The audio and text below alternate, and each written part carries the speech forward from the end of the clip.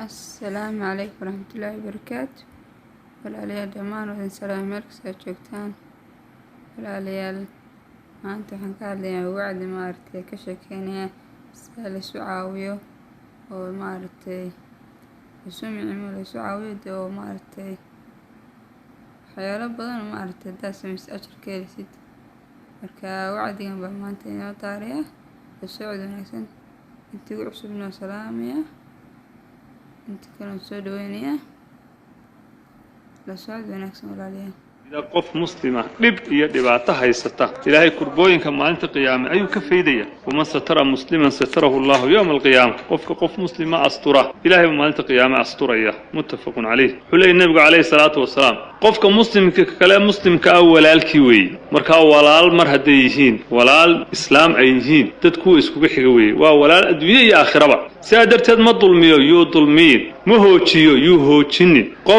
قف ولالك يباهي سكشقية إلهي باهي سكشقينية تقف ولالك آية باهي ساعات كشقينيسو إلهي بعدين هذا أودية لكن تقف مسلمة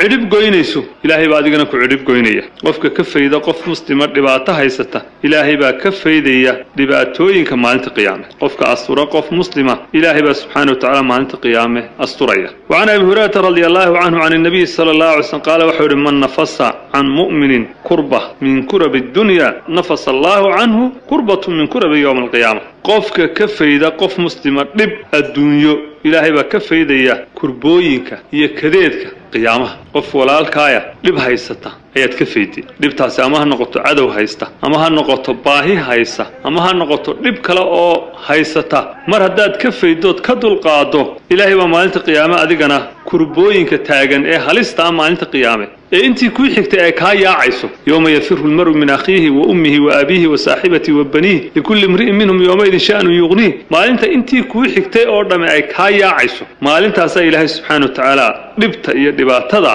taagan ayaa ilaahay ka feedaya waman yasara ala mu'sirin yasara Allahu alayhi fi dunya wal akhirah qofka u fududeeyo qof la cusleeyay ilaahay baa u fududeynaya adduunyo iyo aakhiraba qofkan deyn baa cuslaysay qofkan dhib baa cuslaysay qofkan hadii la yiraahdo dhibaato ayaa haysa iyo baahi cuslaysay hadaad ka fududeyso oo culayska ka dulqaado ilaahay baa adduunyo iyo aakhiraba ka dulqaaday uu deemaysan yahay waa la haysta wax tirana ka bixiyay uu deemaysan yahay adiga ba deynta ku lahaa wax tiraan ka saamaxay waa la haystay waad furatay dhibaato kala haysatay oo baahiyeed wixii uu baahnaayo dhan baad siisay ilaahay baa subhanahu wa ta'ala adduunyo iyo aakhiraba ku fududeynaya arrimahaaga ومن ستر مسلما ستره الله في الدنيا والآخرة قف مسلمة أسطرة إلهي بأدوية آخرة أسطرية انت حديث تاس أي نوسع العلم سيك إن نس أسطرنا إن نس كالمينو إن هذي ربتي رباطة إن نس كدل قادنا إلهي سبحانه وتعالى كأسطرية الدنيا آخرة والله في عون العبد ما كان العبد في عون أخيه